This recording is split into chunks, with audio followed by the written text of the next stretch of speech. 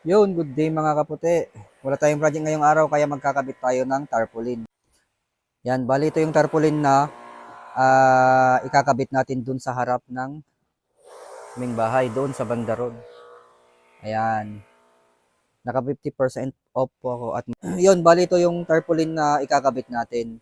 Ilalagay ko po siya dun sa may kalsada, sa may gilid para makita ng mga customer ko kapag hinahanap po nila yung place ng tattoo shop ko. Bali yan, kukunin na natin. Bali yan, gagamit tayo ng torch. Bali yan, ang gagamitin natin ay ito blue torch, tapos to W40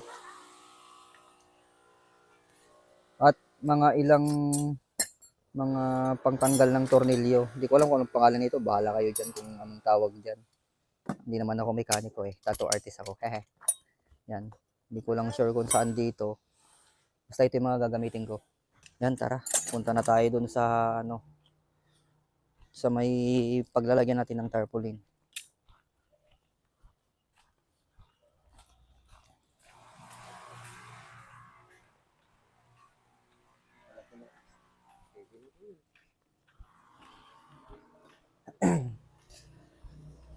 Yan guys, bali dito yung paglalagyan ko ng tarpaulin.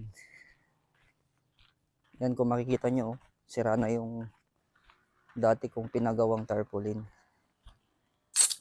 Baba ko muna itong mga gamit dito. Ayan bali ito yung tatanggalin ko. Kasi kinakalawang na tong dating tornilyo niya. Kailangan matanggal to. Para maibaba ko to at mapalitan ko yung tarpaulin ng tattoo shop. Ayun, bali ito muna. Lagyan ko muna siya ng langis para mabilis siyang matanggal. Tingnan ko muna kung kayang tanggalin kahit walang langis. Medyo pati itong spray natin ng langis.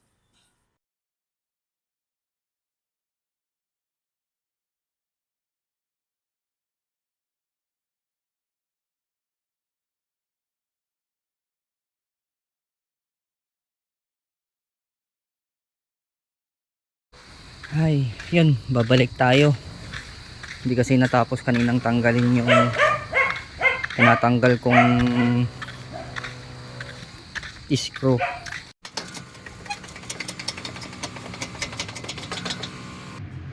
Yun, tanggal ko rin yung signboard at ikakabit ko na ngayon yung tarpaulin para matapos ko na yung project na ginagawa ko.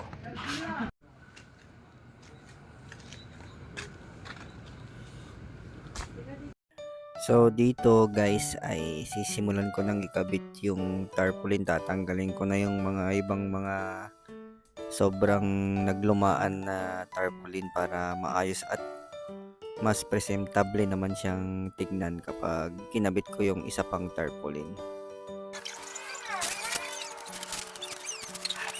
Yan kaya pinas forward ko na yung video para makita nyo kung paano ako tanggal ng mga dumi at may kabit ko na yung bago kong signboard.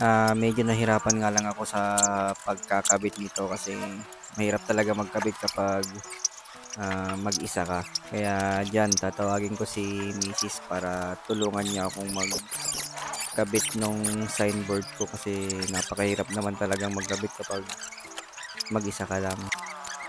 Kailangan siyang pantay para hindi naman pangit tignan kapag ilalagay ko na yung frame niya at para kapag nakatayo na yung mismong signboard ay maganda siyang tingnan, hindi siya lukot-lukot. At dito guys ay may audience pa talaga akong nanonood kaya mas ganado akong magkabit. Yan, bali dito ay patapos na ako. Bali yung mga gilid-gilid na lang yung kinakabitan ko ng tacker para siguradong selyado at hindi siya matatanggal kapag humangin o lumakas yung ulan. Kasi yun yung mga cause talaga ng pagkasira ng mga ibang tarpaulin, yung mga malalakas na ulan, hangin. Lalo na kapag may bagyo, madali lang masira yan. Kaya Dapat matibay yung pagkakagawa mo at pagkakatakar mo dun sa tarpaulin na ginagawa mo. Tsaka yung bakal nito ay mabigat talaga at ako na rin pala yung nag-welding kasi may sarili naman akong welding. Yun talaga yung mga binili kong mga gamit para kapag mayroon akong gustong i-DIY na gamit sa shop ay madali ko lang itong magagawa. Kaya itong stand ng aking signboard ay ako na rin yung gumawa. Hindi ako nagpagawa sa iba kasi mahal din yung labor eh. Tsaka dito kasi sa amin nahihirapan yung mga kliyente kong hanapin yung shop, tattoo shop ko kaya nilagyan ko talaga siya ng signboard. At ito na pala yung ah, natapos na signboard ko mga boss. Yan, 'di ba? At doon naman yung tattoo shop ko papasok pa yan.